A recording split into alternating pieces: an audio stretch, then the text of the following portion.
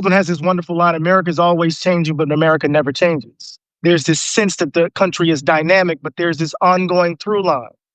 And this through line is the value gap that I mentioned in Democracy in Black. And that is this belief that white people matter more than others. And that belief evidences itself in our habits and our dispositions and our practices. And then we tell a whole host of lies to protect those beliefs, right? And so even as we change, having Barack Obama as the president is not the same as being in Jim Crow, which is not the same as being enslaved. But the through line is white people are valued more than others. And so that's what Baldwin understood. And I think he's our most insightful writer about democracy and race in this country. And I think that's why his work is like an evergreen. But the later Baldwin is a Baldwin that's trying to come to terms with America's betrayal. Most folks say he's bitter, he's angry, his rage has overwhelmed his art. But Baldwin is trying to come to terms with the fact that the country has assassinated Martin Luther King Jr. He's collapsed. In 1969, he tries to commit suicide. Failed relationship. The country is on the road to not only electing Richard Nixon, but it's on the road to electing Ronald Reagan.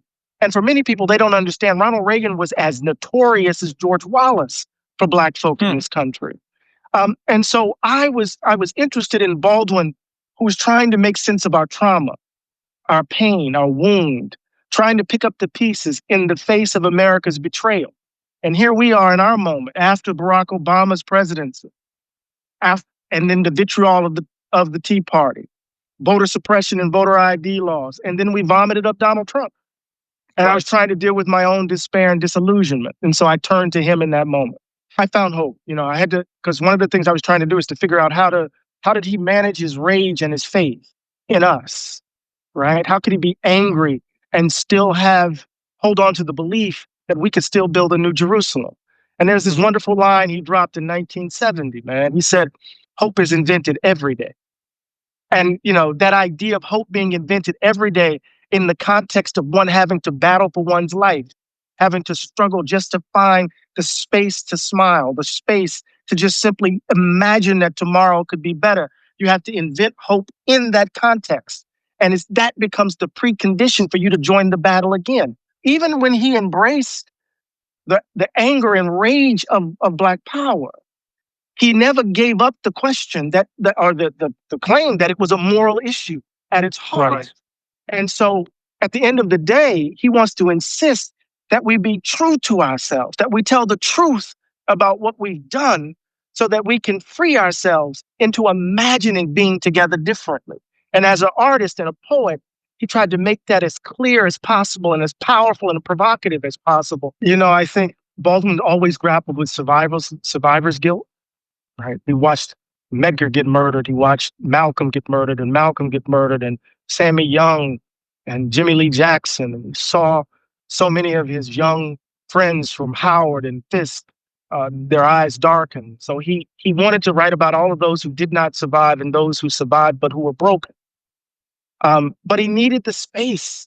When I was in Heidelberg, I was in Heidelberg for an hour, and I saw 4 white police officers with their knees in the back of a Black man who was screaming at the top of his lungs, help. I wasn't in Heidelberg for an hour. But the thing is that I didn't have to comment on it. I didn't have to account for it, right? In some ways, I could go back to my flat and breathe. It was like a moment when I was away out of the country, I could exhale, because I wasn't their Black problem. I was the walking around with my American passport, Right. And then when I was I gave lectures at the University of the North. When I was there, I wasn't there. You know what I mean? I looked like folk, but I wasn't, how can I put it? I wasn't their Negroes. You get the point? And so you get the space to breathe. And so Baldwin would leave the country in order to think more carefully about it. Because when you're here, you have to navigate so much of this nonsense. And he left America in 1948 because he said, if I don't get out of this country, I'm either going to kill somebody or I'm going to be killed. So right here on Route 1, right here in Princeton, New Jersey, in Lawrenceville, a waitress refused to serve him, and he hurled a glass at her head and shattered the glass behind her, and then had to run for his life. He knew the rage and anger was consuming him. He was becoming his stepfather. So when he chose Paris, He had the space to actually create himself, to will himself into being a writer.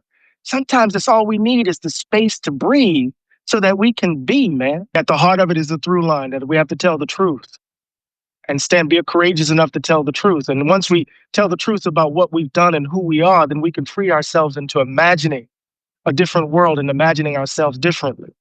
We're shackled by categories. We're shackled by our lives. We're trapped in this fantasy. America thinks of itself as as Never Never Land. It's always, we're full of lost boys and lost girls. We don't want to be responsible and held accountable for anything. So we have to tell the truth. And here we are in a moment of moral reckoning where the country can be otherwise. But every single time we try to give birth to a new nation, the umbilical cord of white supremacy